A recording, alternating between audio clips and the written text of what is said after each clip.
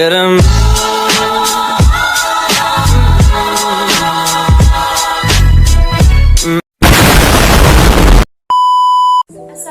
warahmatullahi wabarakatuh. Halo semuanya, perkenalkan nama saya Ida Maisa. Saya dari Fakultas Tarbiyah dan Keguruan Universitas Islam Negeri Ibu Padang. Baiklah, alasan saya dalam pembuatan video kali ini dikarenakan untuk memenuhi tugas akhir saya, yaitu dari mata kuliah Kawaid Asasiyah. Sebelum saya memaparkan materi Kawaid Asasiyah, saya akan menjelaskan terlebih dahulu apa itu Kawaid Asasiyah. Kawaid yang artinya kaidah-kaidah dan asasiyah yang artinya dasar-dasar. Jadi, Kawaid Asasiyah di sini kawaid yang menjelaskan bahasa Arab. Nah, untuk itu pentingnya kita untuk mengetahui kaidah-kaidah dasar dalam bahasa Arab. Maka dari itu, mari kita simak video kali ini. Semoga bisa dipahami dan semoga bermanfaat untuk kita semua. Nah, di sini sudah ada al-kalam. Al-kalam huwa lafdzu murakkabul mufid bil wad'i.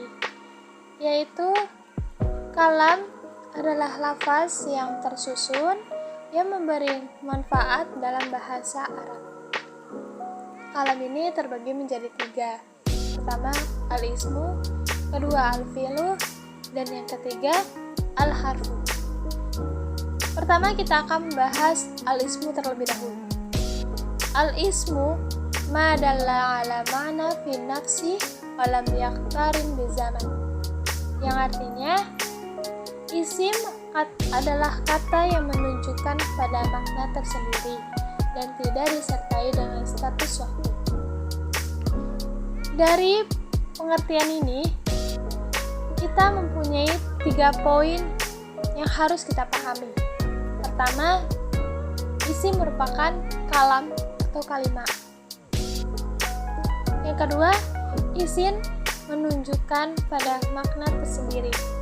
Hal ini membedakan antara isim dengan huruf, karena huruf tidak memiliki makna tersendiri.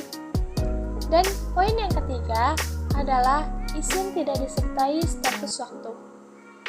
Hal ini yang menjadi pembeda antara fi'il dan isim, karena fi'il ini harus selalu ada status waktunya. Oke, selanjutnya kita akan mengetahui apa tanda-tanda isim. Tanda-tanda isim ini ada 4. Pertama, khofat. Kedua, maksudnya tanwin, adanya tanwin.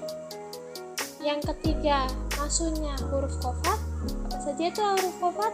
Huruf qafat itu ada min, ada ila, ada an, ada ala, ada fi, ada rubah, ada ba, ada kaf, ada lam. Nah, yang terakhir yaitu adanya alif lam. Contohnya al-muslimu, al-masjidu, al-madrasatu, dan masih banyak lagi. Nah, kita akan membahas aqsamul isim. Aqsamul isim ini ada 4. Pertama dari segi adat, kedua dari segi jenis, ketiga dari segi bina i'rab, dan keempat dari segi ta'yinah. Adat ada 3, yaitu mufrad, musanna, jamak. Jenis ada 2, muzakkar dan muannas. Dan bina i'rab ada 2, yaitu mu'rab dan mabni. Mu'rab bisa berubah, mabni tidak bisa berubah. Dan ta'yinah ada 2, yaitu dia dari segi khusus dan umum ada 2, nakirah dan ma'rifah. Nakirah ini umum, sedangkan ma'rifah ini khusus. Nah, macam ma'rifahnya ada 7, domir, isim alam, isim isyarah, isim mausul, ma'ruf bi'al, mudhof ila ma'rifah, dan munada. Untuk selanjutnya kita akan membahas mengenai al-fi'lu.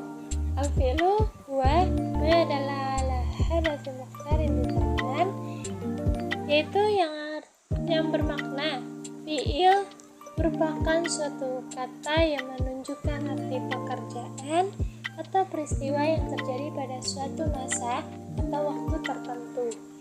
Jadi fi'il ini dia harus berstatus waktu. Nah, fi'il ini juga memiliki tanda-tandanya.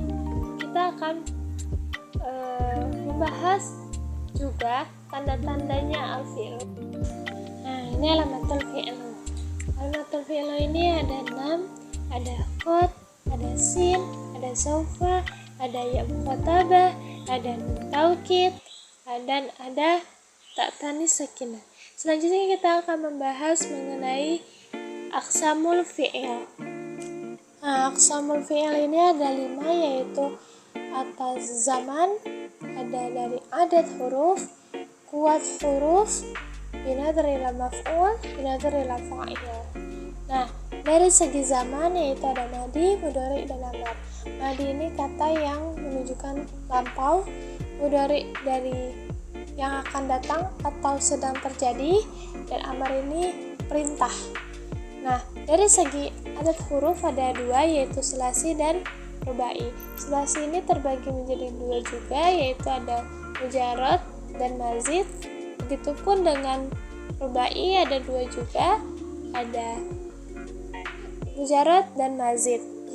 Nah, dari segi kuat huruf ada 2, yaitu sahih dan mu'tal. Sahih ini terbagi menjadi 3, yaitu salim, mudha'af, dan mahmuz. Sedangkan mu'tal ini terbagi menjadi 4, yaitu ada misal, ajwaf, nakis, dan lafif. Nah, lafif ini terbagi menjadi 2 juga, yaitu ada lafif mafruq dan lafif makrun. Begitupun dengan fa'il ada 2, yaitu ada majhul dan ma'lum, dan yang terakhir yaitu ada maf'ul, yaitu dari muta'addi dan lazim. Nah, untuk selanjutnya kita akan membahas mengenai al-harfu, yaitu ma la yasluhu ma'ahu dalilul fi'li wala dalilul isim. Jadi, al-harfu ini tidak berkaitan dengan adanya fi'il dan adanya isim. Selanjutnya kita akan membahas mengenai tarakib, yaitu struktur yang menjadikan kata yang saling melengkapi sehingga menjadi kalimat yang bermakna. Jadi, murakab ini adalah kata yang dibuat dari 2 kalimat atau lebih. Adapun pembagian murakab itu ada 6, tetapi di sini hanya membahas 4 saja. Yang pertama yaitu ada murakab idofi. Murakab idofi yaitu susunan yang terdiri dari mudhof dan mudhofun ilaih. Mudhof yang artinya kata yang disandarkan kepada kata lain, sedangkan mudhof ilaih kata yang disandari oleh kata lain. Dan adapun yang kedua yaitu murakab wasfi. Murakab wasfi susunan yang terdiri dari sifat dan mausuf. Contohnya akram ta'tilimizu mujtahidun, yaitu di sini mausufnya at-tilmizu dan al-mujtahidunnya sebagai sifat. Mausuf ini orang yang disifati dan sifat itu ya sifat. Dan yang ketiga adapun murakab adadi. Murakab adadi ini merupakan 2 bilangan yang diantaranya terdapat huruf aktaf yang ditakdirkan, yaitu bilangan 11 sampai 19. Dan yang keempat yaitu murakab isnadi, yaitu yang terdiri dari musnad dan musnad ilaih. Musnad ini sebagai predikat dan musnad ilaih sebagai subjek. Nah, baiklah, kita selanjutnya akan membahas mengenai al-i'rabu. Al-i'rabu huwa taghyiru awakhiril kalim li ikhtilafil awamil dakhilati 'alaiha lafzan aw taqdiran. I'rab adalah perubahan kalimat karena perbedaan amil yang memasukinya, baik secara lafaz maupun secara perkiraan. Tanda-tanda i'rab di sini ada 4. Pertama, raf'un, nasbun, khafdun, dan jazmun. Yang pertama yaitu raf'un. Raf'un ini terbagi menjadi 4, yaitu ada dhammah, ada waw, ada alif, dan ada nun. Tanda asli dari raf'un ini yaitu dhammah. Yang kedua ada nasab. Nasab ini terbagi menjadi 5, yaitu fathah, alif, kasrah, ya, dan hazfun nun. Tanda asli dari nasab ini yaitu fathah. Yang ketiga ada khofat. Khofat ini ada 3, yaitu kasrah, ya, dan fathah. Tanda asli dari khofat ini yaitu kasrah. Dan yang terakhir yaitu jazmun, yaitu terbagi menjadi dua, yaitu sukun dan hazaf. Nah, adapun isim yang bisa diihrabkan yaitu falil asma'i min dzalika raf'un wa nasbun wa khafdun wa la jazmun fiha. Jadi isim yang bisa dirafa'kan ini, isim yang bisa diihrabkan ini ada 3, yaitu rafa, nasab, khafd, dan tidak pada jazam. Nah, berlaku juga pada fi'il. Fi'il ini ada 3 juga ketentuannya, yaitu walil asma' walil af'ali min dzalika raf'un wa nasbun wa jazmun wala khafdun fiha, dan dia tidak berlaku pada khafad. Oke, sekarang kita akan membahas mengenai marfu' alil asma'i, yaitu isim yang dimarfu'kan atau yang dirafa'kan. Nah, isim yang dirafa'kan ini terbagi menjadi 7. Pertama yaitu fa'il, kedua naib fa'il, ketiga mubtada, keempat khobar, kelima isim kana, keenam khobar inah, dan ketujuh adalah tawabi'. Nah, selanjutnya kita akan membahas mengenai fa'il dan naibul fa'il. Yang pertama yaitu fa'il terlebih dahulu.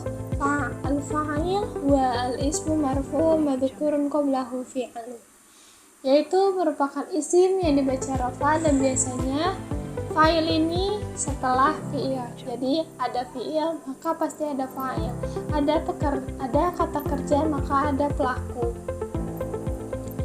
Nah, jenis fa'il ini sendiri terbagi menjadi 2 kelompok, yaitu ada zahir, yaitu zahir ini dimana dia si fa'il ini nyata, dan ada yang kedua yaitu mudmar, si fa'il ini tersembunyi atau tidak terlihat. Nah, yang kedua yaitu ada naibul fa'il. Naib ini yang artinya pengganti, dan fa'il ini pelaku. Jadi naibul fa'il ialah isim marfu yang biasanya didahului dengan fi'il majhul. Adapun nanti kita akan membahas mengenai pembentukan fi'il majhul ini. Kita lanjut saja dalam contoh, yaitu contohnya akala zaidun samak. Di sini akala zaidun samak. Akala ini sebagai fi'il, zaidun ini sebagai fa'il, dan asamak ini sebagai maf'ul bih. Nah, di sini akala ini yaitu fi'il mabniyu ma'lum. Bagaimana cara kita untuk menggantinya sebagai fi'il majhul? Adapun caranya, ketika fi'il madi dia dummah awaluhu wa kusira ma qabla akhir. Jadi didomahkan awalnya dan dikasrahkan sebelum akhir. Sedangkan ketika dia fi'il mudhari, maka dia dhammah awaluhu wa futiha ma qabla akhir. Dia dhammah awalnya dan fathah sebelum akhir. Nah, tadi kan kita sudah menemukan contohnya, yaitu akala zaidun samaka. Coba kita ubah dengan naibul fa'il ini. Kita ganti akala ini menjadi dia kan fi'il madi, jadi kita ganti dengan ukila. Kenapa dia ukila? Sebagaimana yang tadi saya jelaskan tadi, akala dia fi'il madi. Bagaimana kita mengganti fi'il majhul ini, yaitu dhamma awaluhu wa kusira ma akhir. Makanya di sini dia menjadi ukila. Nah, adapun kita mengubahnya, yaitu zaidun ini yaitu tersembunyi atau tidak dia terlihati, jadi dipindahkanlah maf'ul bihnya ini menjadi naib fa'il. Jadi dia as-samaku, makanya dia raf'un. Nah, sekarang kita akan membahas yaitu mubtada khobar, yang mana mubtada al-mubtada'u ismu marfu yaqau fi awal jumlah. Jadi mubtada ini ialah isim yang marfu ataupun isim yang diterangkan dan biasanya diletakkan di awal kalimat. Adapun kaidah-kaidahnya mubtada ini ada 3. Pertama, dia harus marfu. Yang kedua, biasanya dia diletakkan di awal, tetapi ada kalanya dia tidak diletakkan di awal karena ada ketentuan-ketentuan yang tertentu. Dan yang ketiga, yaitu mubtada ini harus ma'rifah, tidak nakirah. Selanjutnya kita akan membahas mengenai khabar. Khabar yaitu isim yang menerangkan mubtada sehingga menjadikan kalimat ini menjadi sempurna. Dan khabar ini juga mempunyai kaidah, yaitu ketika mubtadanya bilangannya mufrad, maka dia harus mufrad. Dan ketika dia jamak, dia harus jamak. Dan ketika dia musanna, maka dia juga harus musanna. Begitupun dengan jenisnya. Ketika dia muzakkar, maka dia harus muzakkar. Dan ketika dia muannas, maka dia juga harus muannas. Nah, biar lebih gampang, kita akan membahas dengan contoh. Contohnya, Muhammadun mujtahidun. Muhammadun, yaitu di sini tandanya dia sebagai al-mubtada.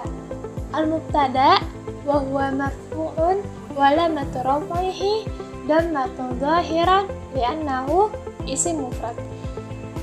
Muhammad ini sebagai mubtada, dia marfu, dan tanda marfu'nya ini yaitu dhammah yang zahir atau nyata dikarenakan dia isim mufrad, dia tunggal. Adapun mujtahidunnya yaitu dia khobar. Al-khabaru wa alamatu raf'ihi dhammatun zahiran li'annahu isim mufrad. Nah, jadi tadi kan sudah dijelaskan yaitu kaidahnya khabar, yaitu ketika mubtadanya bilangannya mufrad maka dia harus mufrad, dan ketika dia musanna dia harus musanna, dan ketika dia jamak maka dia juga harus jamak. Selanjutnya kita akan membahas mengenai khabar.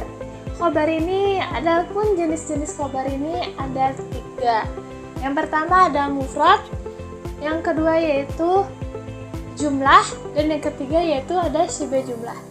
Nah, jumlah ini terbagi menjadi 2, yaitu ada jumlah ismiyah dan jumlah fi'liyah. Syibah jumlah ini juga ada bagiannya, yaitu ada jar majrur dan zorof. Zorof ini terbagi menjadi 2, yaitu ada zorof zaman dan zorof makan. Pertama kita akan membahas mengenai jumlah terlebih dahulu. Apa sih jumlah ini? Jumlah yaitu terbagi menjadi 2, yaitu ada ismiyah dan fi'liyah. Ismiyah ini yaitu terdiri dari terdiri dari al-mubtada dan khobar. Sedangkan jumlah fi'liyah ini yang terdiri dari fi'il dan fa'il. Adapun yaitu pembagian ketiga ada zorof zaman dan zorof makan atau jar majrur. Nah, yang kita bahas yaitu zorof adalah suatu kata yang digunakan untuk menunjukkan keterangan waktu maupun tempat. Contoh zorof zaman yaitu ba'da subhi, dan contoh zorof makan yaitu amamal fadl. Susunan zorof dan isim juga dapat dikenal dengan susunan syibah jumlah. Makanya dia termasuk ke pembagian khabar syibah jumlah. Syibah jumlah ini terbagi menjadi 2, yaitu ada jar majrur dan zorof. Nah, sekarang kita akan membahas yaitu mengenai inna wa akhwatuha. Nah, inna dan saudaranya adalah amil nawasih atau amil nasab yang dapat merubah i'rab dan makna kalimat mubtada dan khobar. Nah, adapun fungsinya sebagai tansibul ismi wa tarfa'ul khobar, yaitu menasabkan isim dan merafa'kan khobar. Nah, saudaranya inna nih yaitu ada inna, ada anna, ada ka'anna, ada laita, ada lakinna, dan ada la'alla. Selanjutnya kita akan membahas kana wa akhwatuha. Baiklah, selanjutnya yaitu kana wa akhwatuha. Nah, kana ini pengertiannya hampir sama dengan inna, yaitu merupakan amil nawasih ataupun yang menjadi perusak dan dapat merubah i'rab dan makna kalimat mubtada dan khabar. Nah, tetapi bedanya kana dan inna yaitu dari fungsinya, dari segi fungsinya. Kalau inna tadi yaitu fungsinya yaitu kan menasabkan isim dan merafa'kan khabar. Nah, kalau kana ini sebaliknya, yaitu tarfa'ul isim dan tansibul khabar, yaitu merafa'kan isim dan menasabkan khabar. Nah, kana ini ada saudara-saudaranya kana, yaitu kana, dhalla, bata, adha, asbaha, amsa, soro, laisa, ma, dhala, ma, bariha, ma, fati'a, ma, anfaqa. Nah, kana dan saudaranya ini dikelompokkan menjadi dua. Pertama, yaitu beramal tanpa adanya syarat khusus, dan yang kedua yaitu tidak dapat beramal kecuali dengan syarat khusus. Yang beramal tanpa syarat yang khusus ini ada 8, yaitu kana, dhalla, bata, adha, asbaha, amsa, soro, dan laisa.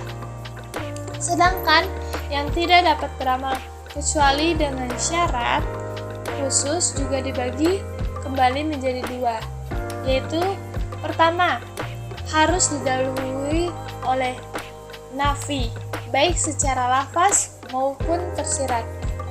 Dan yang kedua, harus didahului dengan ma masdariyah darfiyah, yakni ma dama yang artinya senantiasa. Nah, maksud dari ma masdariyah ini yakni antara ma dan dama dapat ditakwil masdar dan menempati tempatnya zaraf. Nah, mungkin itu saja yang bisa saya sampaikan. Semoga bermanfaat dan semoga bisa dipahami. Kurang lebihnya mohon maaf. Wassalamualaikum warahmatullahi wabarakatuh.